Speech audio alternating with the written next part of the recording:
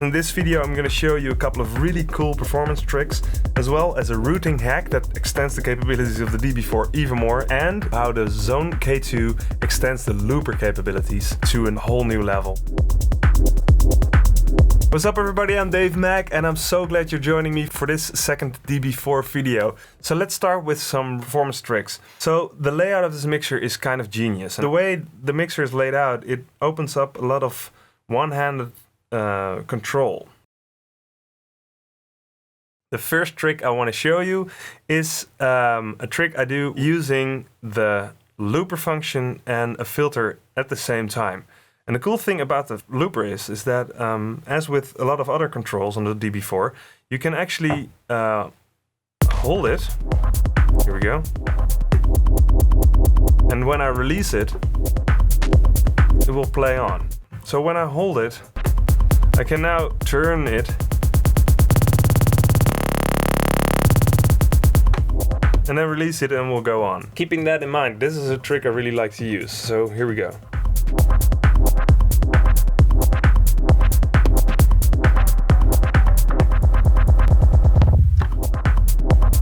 See what I did? I hold the looper with my thumb and actually start turning the filter at the same time while twisting my hand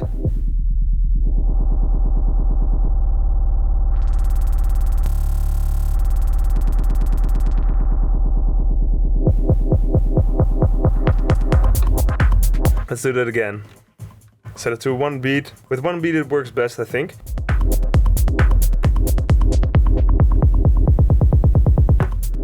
Kind of release the looper and yeah, give the filter a sweep to the right, so it goes. You can see it like that. It takes some practice, but it's a really nice trick, I think, especially with the resonance up a little. You get this nice.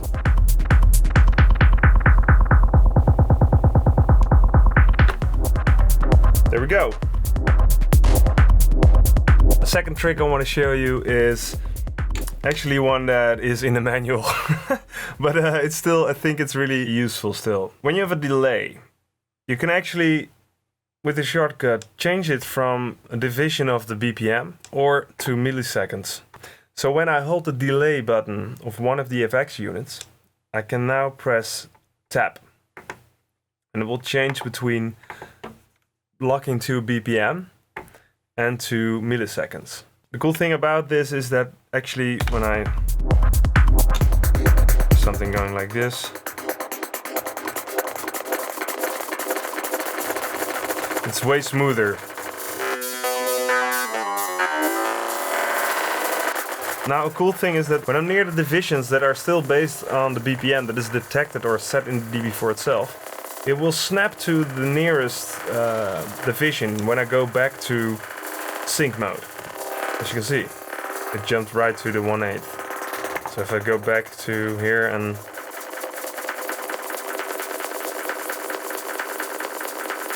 it will snap to half. So when we're talking about BPM anyway, I'll show you one more thing. A lot of people ask me how I make sure the BPM is detected well. The BPM counters are really good, but with offbeat music it sometimes doesn't detect very well. So my method live is simply to go to the MIDI setup and set the clock BPM here. It's the master clock BPM to a set value. And when my live set progresses, I will just increase this manually. Same time increasing one of the dig attacks that gives its BPM to the other boxes. That's all done manually. I mean, it's not the best thing, I guess, but it works, and it's like 2 seconds work. For this to work, for the DB4 to actually use that MIDI clock, you have to go over to the BPM range and set the range to MIDI clock. And then you're done. Then it will just use whatever BPM you have set in the MIDI options. So another trick I want to show you has to do with the crossfader. And the actual trick has to do with me using the crossfader and using my thumb to turn effects on and off at the same time. Let me show you. So when I go into a break, like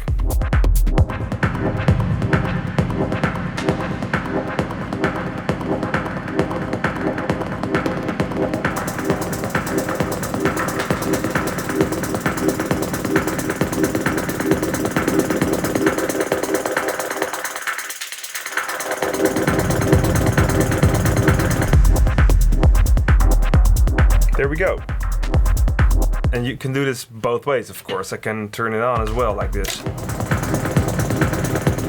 So that is why the placement of these knobs is so very, very good. And the type of button as well, because I can just slide across them and turn them on. So, wow. I think, yeah, that makes these type of triggers really nice. So let me show you again. Turn them on.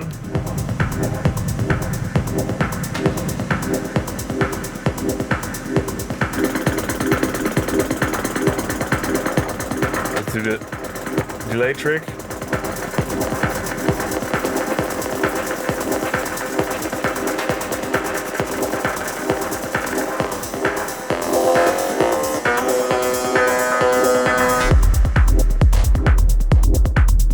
There we go. DB4 doesn't have sound effects, right? So it actually kind of does. You can route a certain thing in such a way that you gain a sound effects on the DB4. And I'm going to show you. I'm actually using this trick in my live setup. Here I have the analog heat, and for my live setup I want to be able to choose which channel is going to my analog heat, or multiple channels, depending on the track. So here I have cables to set it up.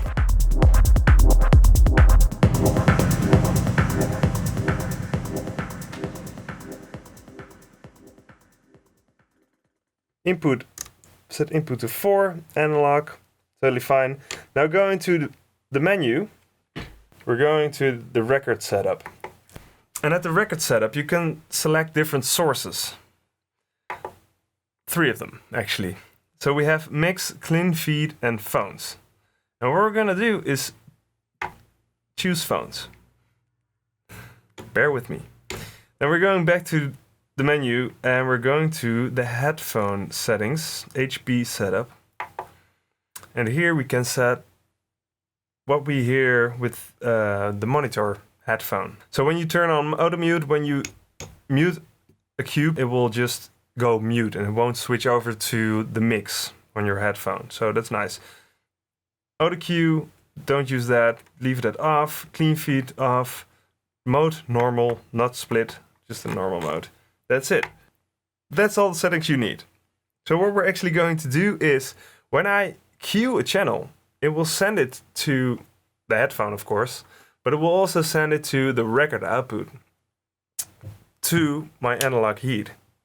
And the analog heat will then output it back to input 4. So there we have a send return. So the only thing that happens is it renders your cue mix on your headphone kind of useless, but I don't use a headphone for my live setup. So for me, that's no issue. Let's play a track. I'll just turn it on. This is how it sounds normal. Now let me turn down. It's important to turn down this channel's volume and now press Q. And now you'll see that it's coming into channel 4. There we go. It's pretty saturated. Beautiful. So that's it. So when I turn it off, it's gone. I can turn up the channel again, turn it down, Q. Another cool thing you can do with this is kind of smash the 2 signals together to get sort of a weird flanger effect. Let me show that. You hear that? It's pretty nice. I can now filter away some of the low frequencies to get some.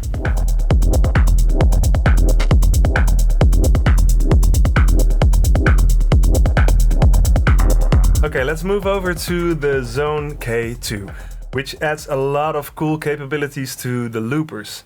I'm going to show you how to connect it, because we have this XLINK cable right here. It's provided with, I think, the DB4 and the K2 as well. You're going to connect it to the output of the Xone K2 first.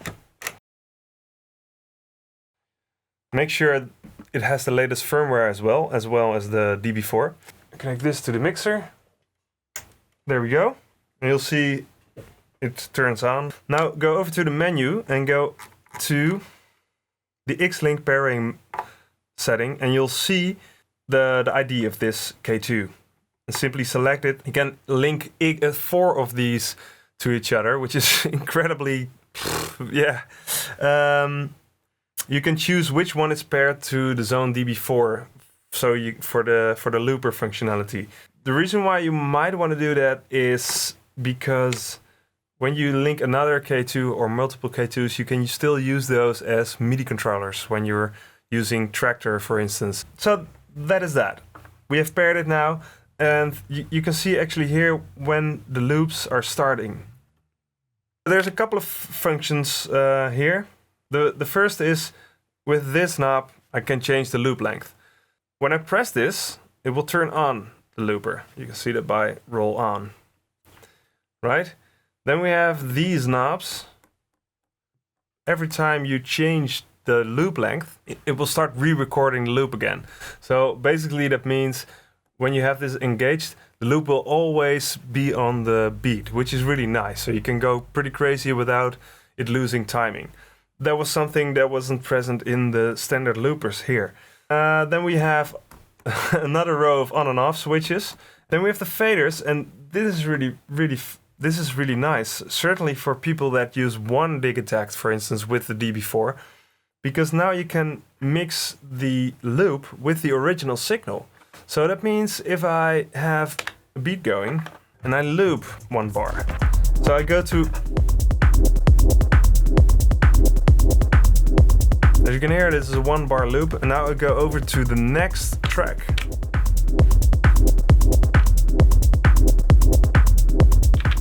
I can mix that track in.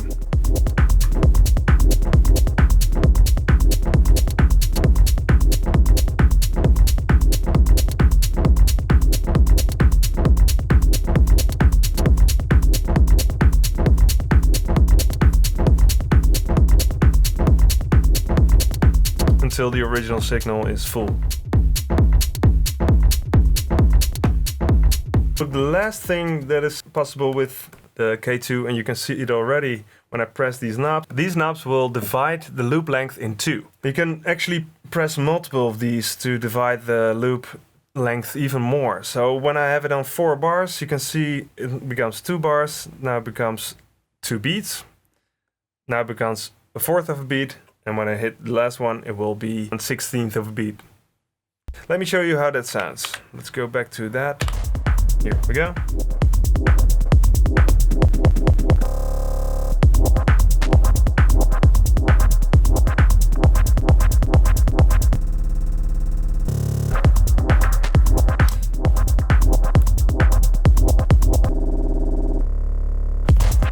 Very cool, right?